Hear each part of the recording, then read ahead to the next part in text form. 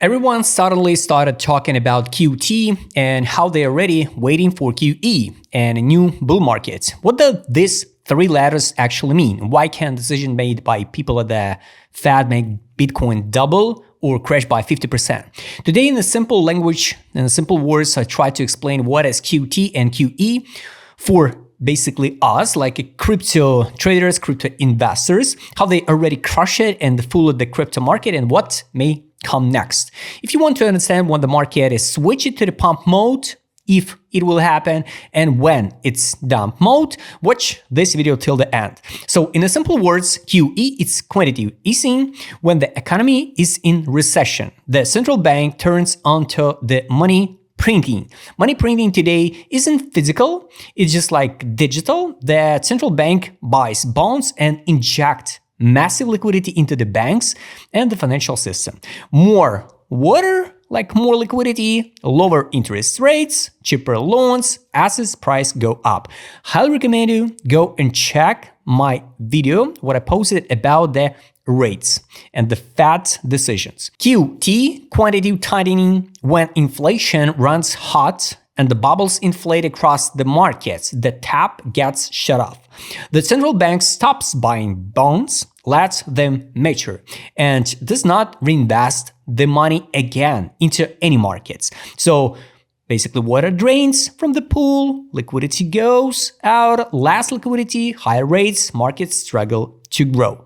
How does this actually affect the crypto market? Crypto is not defensive assets like a bond. It's high, ultra risky assets.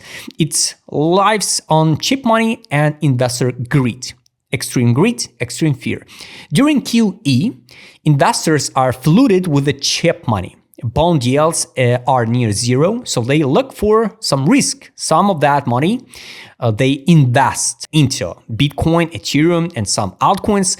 Some people gamble with the meme coins. So during the QE in 2020, 2021, after the COVID dump, the total crypto market cap grew to almost 3 trillion, with the Bitcoin and the many altcoins hitting the all-time highs.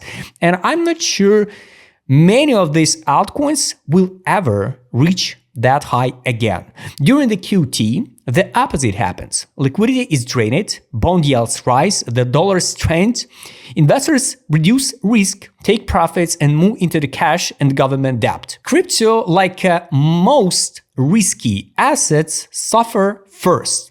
Example, in 2022, at the start of aggressive QT, the crypto market fell from over 2 trillion to under 1 trillion. Many coins dropped multiple times in value, not because Bitcoin broke or something happened, some hack or some issue, but because of liquidity was drained from the market in general. That's why every time you hear the Fed starts QT or the Fed expands QE, it directly affects how much money can flow into the crypto market. Some of historical liquidity cycles, QT, 2017, 2019, the Fed began its first large-scale balance sheet contraction. Bitcoin exploded at the end of 2017, but by 2018 entered the classic bear market with a prolonged drawdown. Toward the end of QT, there was a stronger bounce, but the real super bull run came later, after aggressive QE during the COVID. So QE 2020-2021, the largest QE program in history, the Fed's balance sheet nearly doubled. Crypto went vertical. Bitcoin, Ethereum, altcoins, DeFi, NFTs, everything pumped. A textbook example. So massive liquidity, extreme risk on, record prices. QT from 2022. Middle of 2022, the Fed hikes rates aggressively and launches QT. Result, crypto winter, deep market drawdowns, massive liquidations, and the project collapses. Plus many hacks, exploits, and some scam like happened with the FTX. End of QT and expectation of QE. In the previous cycle, when the QT ended in 2019, Bitcoin boosted like crazy. But the real to the moon move only came after the QE actually started. Today, markets are again waiting for the full pivot. QT winding down, talks of rate cuts. They already cut the rates few times, and the some hints at the future support programs. That's why many are turning bullish on crypto again. History doesn't repeat exactly, but it rhymes. Every major Fed liquidity cycle has left a deep mark on Bitcoin charts.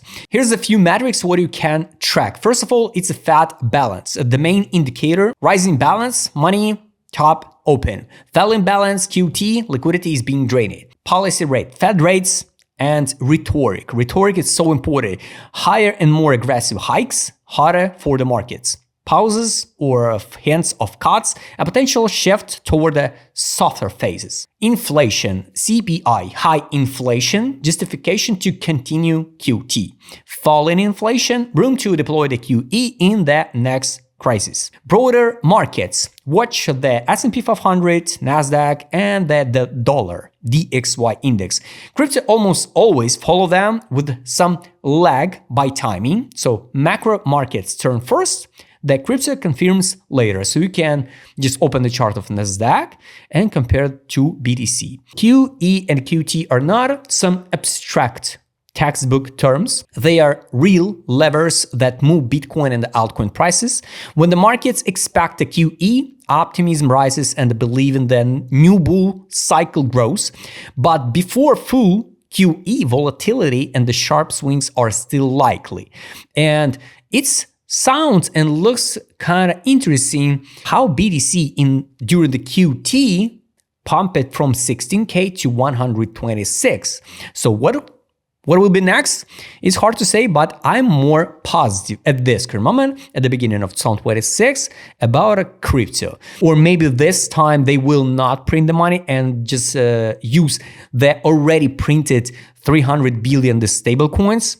So it can be the trigger for the major rally. Those who understand which phase of the liquidity cycle we are in, stop gambling and start thinking like macro investors, even if they trade only the crypto.